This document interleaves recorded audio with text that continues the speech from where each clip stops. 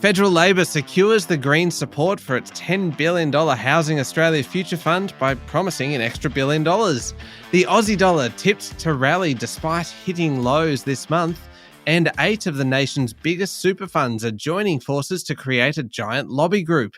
Welcome to Fear and Greed Business News, Australia's best business podcast. It is Tuesday, the 12th of September, 2023.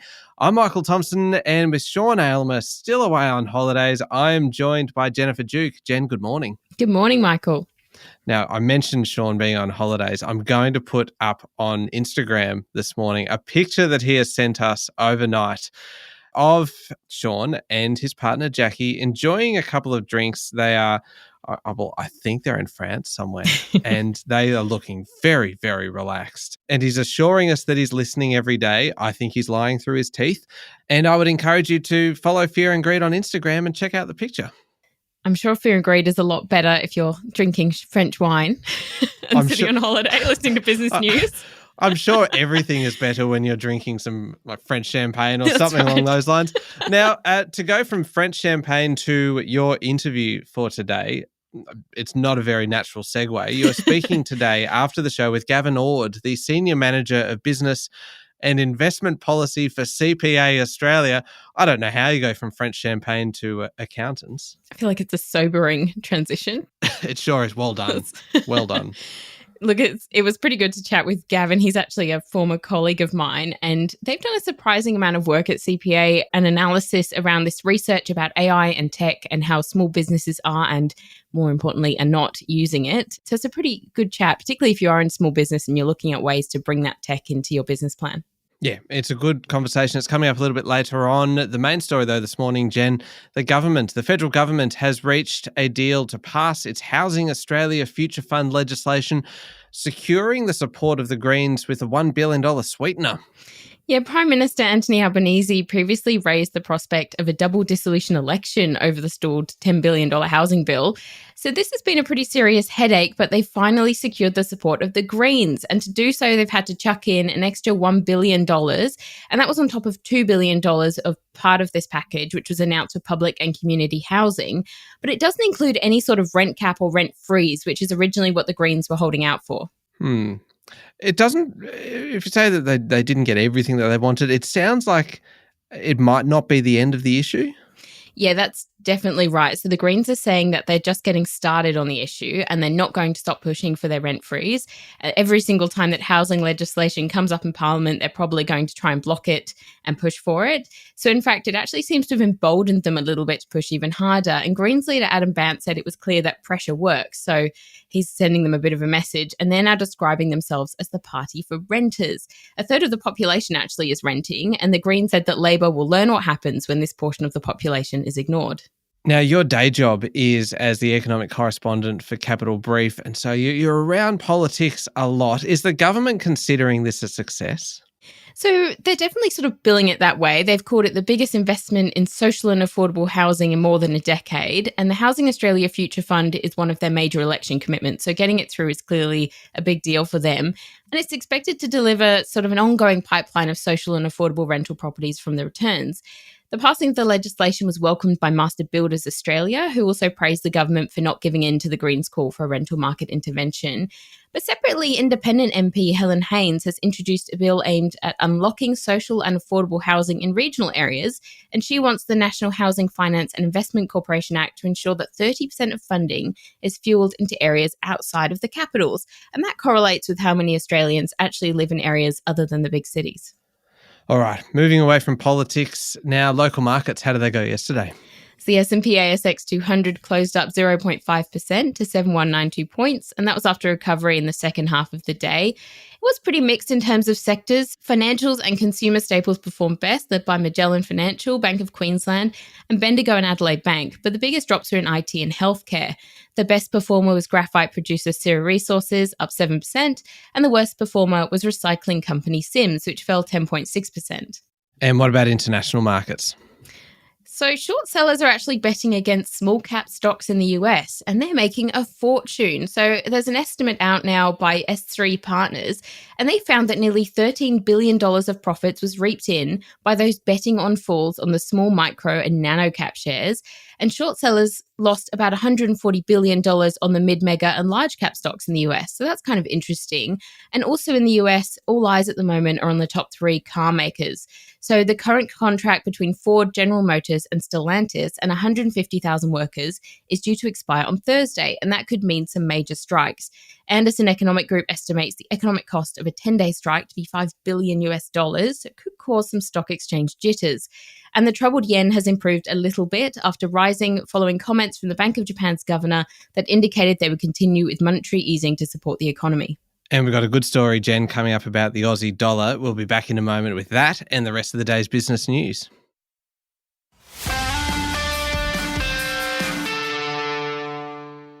Jen, the Aussie dollar could be due for a bit of a rally over the next few weeks, defying expectations of weakness. Yeah, the Aussie dollar fell to a 10-month low of 63.57 US cents at the end of last week, and it's been one of the worst performing currencies over the last few months. And that's been due to concerns about China's economic weakness and higher US yields.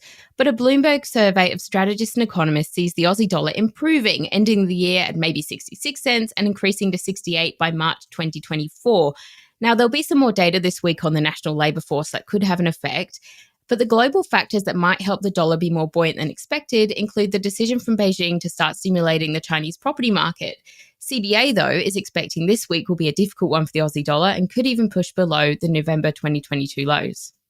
I love this story, Jen, because, and this will test whether our colleague Sean Aylmer is in fact listening while he's overseas, because he's a notorious whinger about the movements of the Aussie dollar, and with good reason, because it seems that whenever he travels anywhere overseas, it drops just as he is kind of preparing to leave or just while he's overseas. And if these forecasts are accurate, it will go back up again just after he returns. And can you imagine what he's going to have to say about that? I'm actually really looking forward to his return realization of the rising Aussie dollar potentially. I'm actually kind of looking forward to it as well. Does that make me a bad person? Laughing at other people's misfortune, it's 90% of what we do. Yes, laughing at Sean's misfortune in particular. Right. Now, this is a good story too. Macquarie analysts have looked at the data around health insurance and found something a little bit, I suppose you'd say, unusual. Well, they use the word uncanny to describe it. There is a correlation apparently between the Rugby World Cup, surgeons taking leave, and lower private health insurance claims. So the Macquarie analysts actually used surgical volume data published by Medicare and analysed it over the last 9 years. And that turned into a note to investors titled Upside Risk on and Off the Field. And it found that during the last 3 Rugby World Cups, claims were below seasonal norms by 300 basis points in volume terms. And that helps the half-year margins. And this year, the Rugby World Cup runs for an extra week, suggesting surgeons might be on even longer periods of leave. And theoretically, this means a boost in profit for ASX-listed health insurers like Medibank and NIB. So I'll be interested to see if that actually pans out. Yeah, it sure will be. Now, this one I mentioned at the top of the show, 8 superannuation giants with a collective $3.5 trillion worth of assets under management are creating a new lobby group to increase their influence in Canberra. So it's going to include big names like Australian Super, Cbus, Hester, Hostplus, UniSuper, Aware Super, ART and Rest. And the Financial Review is reporting that the new group will include a board with a director from each fund, and that's likely to be their current CEOs or chairs. So that might mean names like Wayne Swan, Nicola Roxon, James Merlino and Andrew Fraser. And it's going to combine Industry Super Australia and the Australian Institute of Superannuation Trustees, and it would give 3 share voting seats to the smaller not-for-profit funds. And the AFR says that this new group will look at lobbying both sides of politics. Now, you mentioned one of those funds was Hester, which is, of course, an industry fund focused on health workers. Now, it's under a bit of pressure from members to divest from oil giant Woodside due to criticisms that it may be greenwashing. Yes, about 500 health professionals have written to Hester's CEO to have a go at the fund for not living up to climate leadership claims. And the letter says that Woodside is failing to listen to requests from the fund to reduce emissions and that they should pull out investments. Hester has got Woodside and Santos on a watch list at the moment that indicates the companies need to improve their emissions reductions plans. But clearly, some of their members aren't very happy about it. Jen, this is another one from Canberra. There's a lot going on in Canberra at the moment. The government's closing loopholes bill is facing heat from all sides at the moment. The unions are looking to get it expanded to cover independent contractors, including freelancers, critically who work offline. And they're also going to push for labour hire laws to cover workplaces without enterprise agreements. These are big changes, and they make this legislation pretty all-encompassing. It is really, really big legislation, and the bill is actually due for a big Senate inquiry that's going to report on February 1. So we're going to hear a lot about it, but it's already shaping up to be a rough few months of debate. So business groups think that any expansion similar to what the unions are proposing would make it pretty much impossible in practice for them. And originally this was billed as a gig worker proposal, but the union's expansion would include many different workers who don't typically consider themselves gig economy participants, like freelance journalists, for instance. Oh, and I accuse Sean Aylmer of talking about his self-interest in all of this. Oh, well, we've all got to squeeze a little bit in somewhere. We certainly do. I don't personally, but everyone else seems to. No, I'm kidding. Anytime there's an aeroplane story or a space story or anything, that's my self-interest coming into this podcast. Now, Jen, the nation's office market is still due for another 12 months of shake-up with significant pressures in the commercial property market. Yeah, the AFI held its property summit yesterday with leaders and experts from across the sector. And Morgan Stanley chairman Tim Church says that he expects there will be some office towers in those non-prime areas that will see another 10 to 15% slashed off their valuation before hitting the bottom of the cycle. And Dexus boss Darren Steinberg was also there, and he said that stabilising interest rates would put more vibrancy back into mergers and acquisition in the sector, but he sees another 12 months of shakeout to go. Lendlease's Tony Lombardo was more upbeat, saying Australia hadn't been hit as hard as other jurisdictions in terms of the work from home changing office footprints. How about this one, Jen? If you've got a bit of extra cash lying around, Queensland's tourism business icon, really, Hamilton Island, might be hitting the market, and it might just be for a measly $1 billion. Yeah, I might have to have a few more shekels thrown my way to afford that one. The Australian is reporting that the Whitsundays Island has been quietly shopped around. So it has been in the hands of the billionaire Oatley family for 20 years. And the pandemic knocked around tourism incomes, obviously. But according to unnamed executives spoken to by the paper, Hamilton Island just had one of its best ever domestic tourism seasons. Bob Oatley actually passed away 7 years ago, but he bought the island in 2003, and they think that's about $200 million because a full figure was never actually reported. But there's been big investment in its infrastructure, luxury resorts, a golf club, and things like that ever since.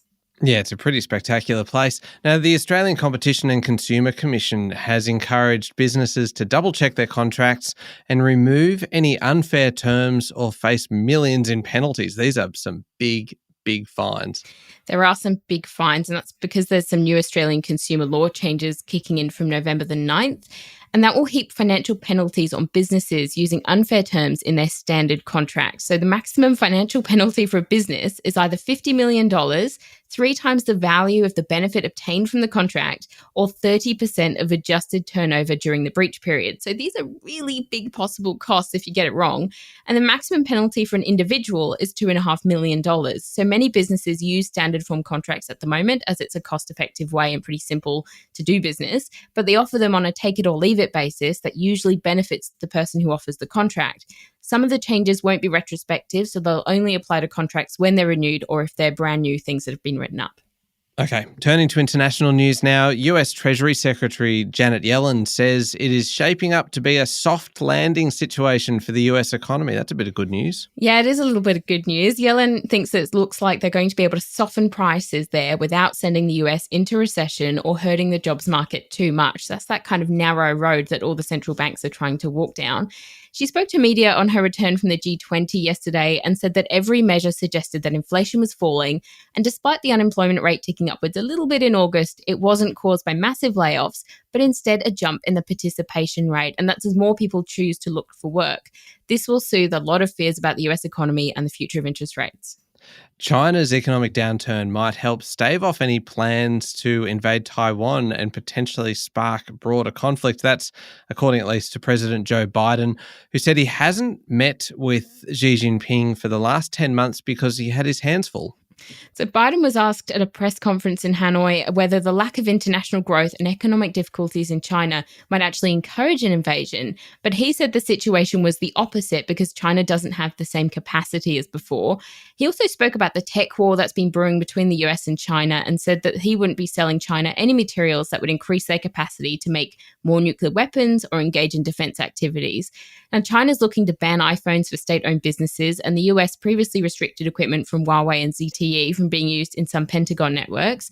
And the US has also recently looked to restrict investment from its local tech businesses in China when there may be security concerns. Now, I promise that this next story is just a coincidence, that I had nothing to do with this one being included, but it is an aircraft story. Because first of all, we had Germany a little while ago. Now Canada. You got the Canadian Prime Minister Justin Trudeau, staffers and a group of journalists as well. They all got stuck in New Delhi on Sunday night trying to leave the G20 summit because of a plane's technical issues.